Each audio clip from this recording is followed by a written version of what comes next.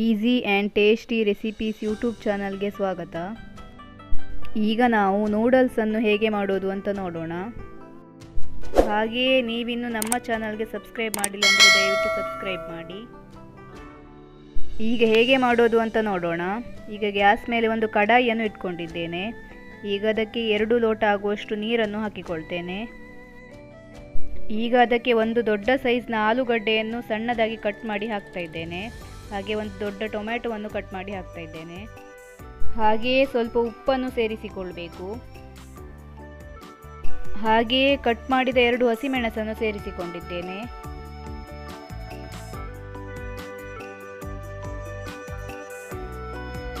ಈಗ ಮುಚ್ಚಳವನ್ನು ಮುಚ್ಚಿ ಆಲೂಗಡ್ಡೆಯನ್ನು ಚೆನ್ನಾಗಿ ಬೇಯಿಸಿಕೊಳ್ಬೇಕು. ಈಗ ಆಲೂಗಡ್ಡೆ ಚೆನ್ನಾಗಿ ಬೆಂದಿದೆ. ಈಗ ಮಸಾಲವನ್ನು ಸೇರಿಸಿಕೊಳ್ಳೋಣ. 1/4 ಟೇಬಲ್ ಸ್ಪೂನ್ ಅರಶಿನ ಪುಡಿ, ಹಾಗೆ 1 ಟೇಬಲ್ ಸ್ಪೂನ್ ಅಚ್ಚ ಖಾರದ ಪುಡಿ. ಈಗ ನೂಡಲ್ಸ್ ಪ್ಯಾಕ್ನಲ್ಲಿರುವ ಮಸಾಲವನ್ನು ಸೇರಿಸಿಕೊಳ್ತಾ ಇದ್ದೇನೆ. ನಾನು ಇದಕ್ಕೆ 5 ಪ್ಯಾಕೆಟ್ ಆಗುವಷ್ಟು ನೂಡಲ್ಸನ್ನು ಹಾಕ್ತಾ ಇದ್ದೇನೆ. 10 ರೂಪೀಸ್ ಇದು. ಖಾರ ಜಾಸ್ತಿ ಬೇಕು ಅಂತ ಇದ್ದರೆ ಖಾರದ ಪುಡಿಯನ್ನು ಸ್ವಲ್ಪ ಜಾಸ್ತಿ ಹಾಕಿಕೊಳ್ಳಿ. ಈಗ ಚೆನ್ನಾಗಿ ಮಿಕ್ಸ್ ಮಾಡಿಕೊಳ್ಳೋಣ.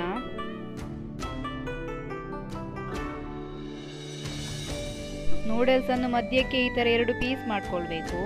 ಆವಾಗ ಚೆನ್ನಾಗಿ ಬೇಯುತ್ತೆ.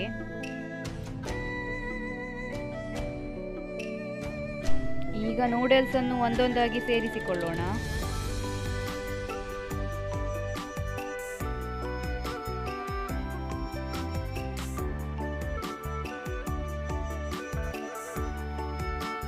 ಈಗ ಚೆನ್ನಾಗಿ ಮಿಕ್ಸ್ ಮಾಡಿಕೊಳ್ಳೋಣ.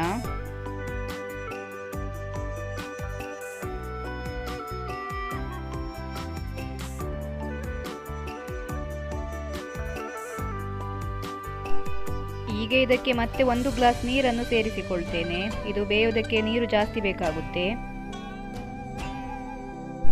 ಈಗ ಮುಚ್ಚಳವನ್ನು ಮುಚ್ಚಿ ನೂಡಲ್ಸ್ ಅನ್ನು ಚೆನ್ನಾಗಿ ಬೇಯಿಸಿಕೊಳ್ಬೇಕು.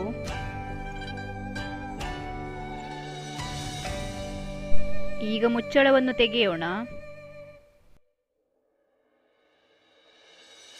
ಈಗ ಚೆನ್ನಾಗಿ ಮಿಕ್ಸ್ ಮಾಡಿಕೊಳ್ಬೇಕು.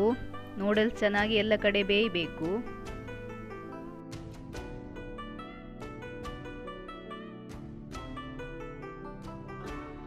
ಈಗ 1 ಟೇಬಲ್ ಸ್ಪೂನ್ ಸೋಯಾ ಸಾಸ್ ಇದ್ರೆ ಹಾಕೊಳ್ಳಿ, ಇಲ್ಲಾಂದರೆ ಸ್ಕಿಪ್ ಮಾಡ್ಬೋದು.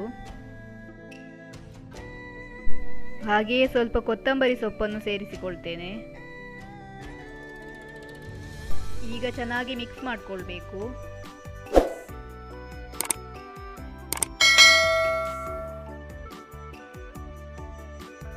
ಈಗ ನೂಡಲ್ಸ್ ರೆಡಿ ಆಯಿತು.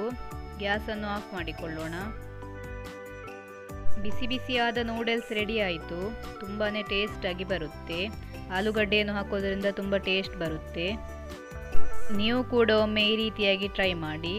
ಹಾಗೆಯೇ ನಿಮಗೂ ಈ ರೆಸಿಪಿ ಇಷ್ಟ ಆದಲ್ಲಿ ಲೈಕ್ ಮಾಡಿ, ಶೇರ್ ಮಾಡಿ, ತಪ್ಪದೇ ಸಬ್ಸ್ಕ್ರೈಬ್ ಮಾಡಿ. Thank you for watching.